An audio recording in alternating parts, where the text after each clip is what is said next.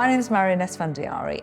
I was born in Newcastle, very working class background. My father originally was a coal miner from South Wales. So we were very much a meat and potatoes, 2 veg if you're lucky. My dad, I never saw cook a meal at all, just wouldn't happen. I'm Louise, I'm from Ravenston in Leicestershire. I was born in 1962. All the cooking was done by my mum. She was quite a good cook. Particularly the girls were encouraged to watch her cook and learn and help. And when we had cookery as part of high school, we brought new ideas really. So Italian food and casseroles and things like that. And I can remember my dad didn't like anything out of the ordinary. He wouldn't eat rice or pasta because it was so, alien to him. My favourite dish, spaghetti carbonara. I have grown up with a Mediterranean diet because my adopted parents were English and Greek, plus Italian food. I come from Italian background. My name is Antonio Ciccone. I was born in London. I moved to London when I was about 19, and I always remember the smell of Willesden Green. It was spices, and you'd go into a shop and it would just be the bread, and it was so foreign to me, so outside of my experience. Everything was different. I never even had pita bread. That smell takes me back to being 20. And I remember being wooed by someone. It's a lovely thing to do. And they made me yoghurt and cucumber with mint in it for me to take to work for my lunch or something. And it was just like heaven. It was so lovely. And again, plain yoghurt. I was used to ski yoghurt, and that was it. It was gorgeous. My earliest memories are of being in my grandma's house where they used to live. I guess I would just be running around, and then my mum would be in the kitchen rolling the roti. You squash it a bit with your hands, and then you put it on the floured surface. Once the dough was hot enough, you pop it on there and then turn it around. It's roti and then egg curry, because I think that was one of my favourites growing up. My name's Rohana. I was born in Birmingham. So my dad was born in Pakistan, and then he went to university in Liverpool and then came back to work in Birmingham. He used to be able to cook at uni. Now he sends me recipes and I'm yeah, we can cook together. I used to watch YouTube videos and got a few recipe books. In the outskirts of Birmingham, there was a pick your own fruit farm. So we picked some strawberries, raspberries, lost a few of them in New Street Station.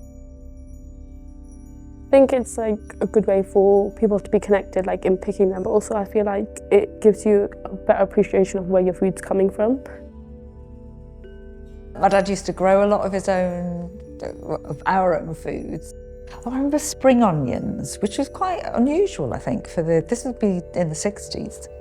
And for a number of years I couldn't eat spring onions because the bit that was above the ground, we used to chop those off and use them as straws. But I remember once there was something inside it, so I wouldn't eat anything that had these green bits coming out of it. In primary school, they'd give you a chili con carne, and that was not to my taste. So it's a way of getting rid of it without the dinner lady finding out, because I didn't want to finish that. I can remember Sunday roast, or my favourite dinner of the week. Roast potatoes, Yorkshire puddings, very bland, I suppose. I remember there was a time when my mum discovered Vesta beef curries. So that was dried meat. Sorry, it really doesn't sound nice, and it isn't nice, But the desserts were always good, the jellies, the mousses, the school cake with custard. She'd always make a special pudding like crumble or pie, whatever. I like crumble because it's like you have the tartness of like the apples and then like the crispness of the crumble. I think they're a good combination.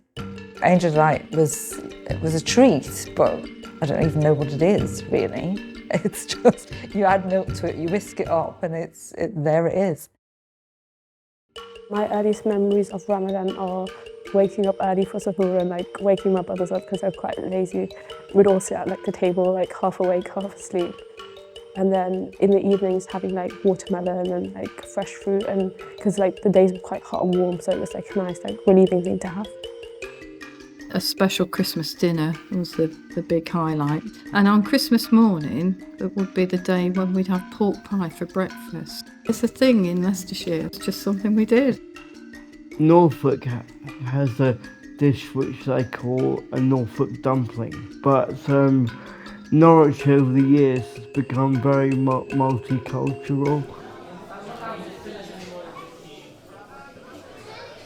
I mean, we all have to eat, and people get together through food. Family lunches on a Sunday, which is a great British tradition, and also in many other countries as well. And that's what's really good about Local Welcome, is sitting at a table, chopping vegetables together and then eating together. Local Welcome is a charity that brings together people from different backgrounds, including those who are like immigrated to the UK, and you all cook together and eat together and just like create a little community.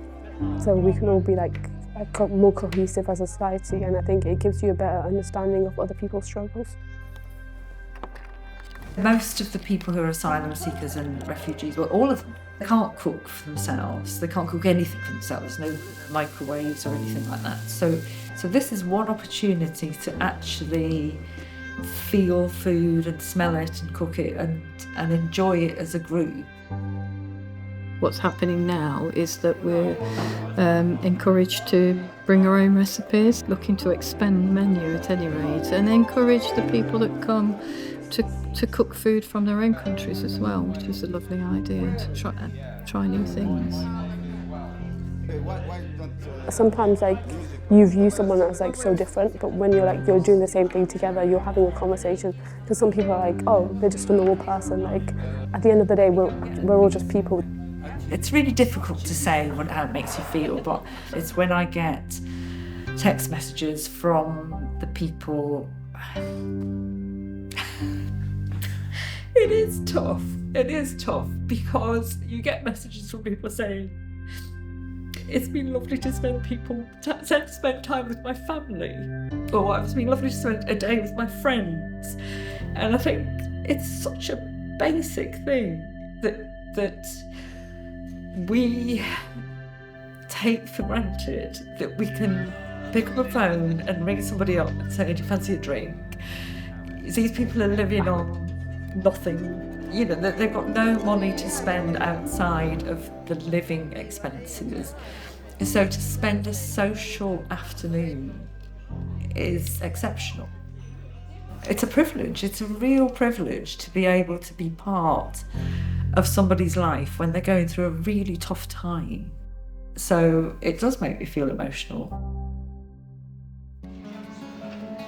It helps you to meet like new people. And I like meeting people from anywhere. Feels like a community spirit. And the atmosphere is really nice. So yeah, I really enjoyed it. I like the moment just before we all eat, when everybody's at the table.